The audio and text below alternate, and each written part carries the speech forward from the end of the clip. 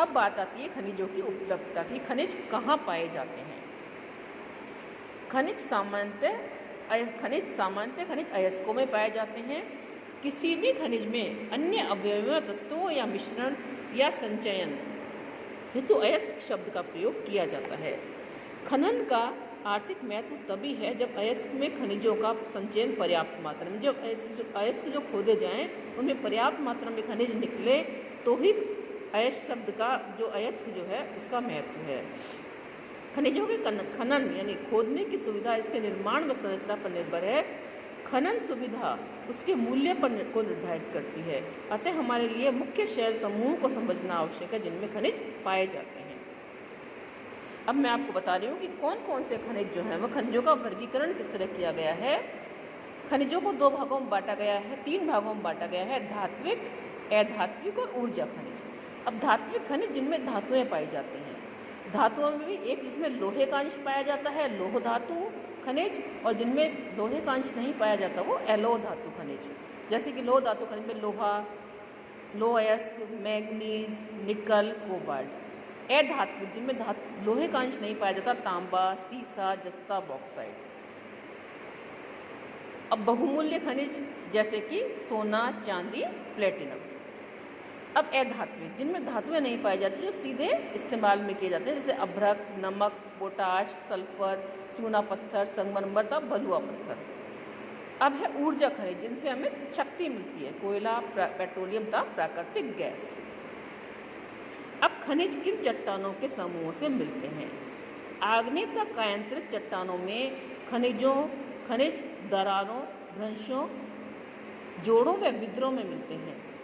छोटे जमाव शिराओं के रूप में और वृहद जमाव परत के रूप में पाए जाते हैं। परतों के रूप में खनिज पाए जाते हैं, जमाव के रूप में पाए जाते हैं। इनका निर्माण भी अधिकतर उस समय होता है जब तरल अथवा गैसीय अवस्था में दरारों के सहारे भूपृष्ठ की ओर धकेले जाते हैं। यानी नीचे से जो गैसें होती हैं वो इनको ऊपर की ओर धकेलती हैं, ऊपर आते हुए ठंडे होकर जम जाते हैं। मुख्य धात्विक खनिज जैसे जस्ता, तांबा, जिंक और सीसा इस तरह शिराओं व जमाव के रूप में मिलते हैं। अनेक खनिज अवसादी चट्टानों के अनेक खनिज संस्तरों या परतों के रूप में पाए जाते हैं। इनका निर्माण क्षैतिज परतों में निक्षेपण, संचयन या जमाव का परिणाम है। कोयला तथा कुछ अन्य प्रकार के लोह अयस्कों का निर्माण लंबी अवधि तक अत्यधिक ऊष्मा व दबाव का परिणाम है। अवसादी चट्टान में दूसरी श्रेणी के खनिजों में जिप्सम, पोटाश, नमक व सोडियम शामिल हैं। इनका निर्माण विशेषकर शुष्क प्रदेशों में वाष्पीकरण के फलस्वरूप होता है। खनिजों के निर्माण की एक अन्य विधि धरातलीय चट्टानों का टूटना है। अपघटन मतलब टूटना है। चट्टानों के घुलनशील तत्वों के अपरदन के पश्चात अयस्क वाली अपशिष्ट चट्टानें रह जाती हैं। बॉक्साइट का निर्माण इसी तरह से होता है। यानी चट्टानों के टूटने से जिस खनिज का निर्माण होता है वो बॉक्साइट है। पहाड़ियों के आधा तथा घाटी तल की रेत में जलोढ़ जमाव के रूप में भी कुछ खनिज पाए जाते हैं। ये निक्षेप प्रेशर निक्षेप के नाम से जाने जाते हैं। इनमें प्राय ऐसे खनिज होते हैं जो जल द्वारा घर्षित नहीं रहते, जल के द्वारा इनका घिसाव नहीं होता। इन खनिजों में सोना, चांदी, टिन व प्लेटिनम प्रमुख है।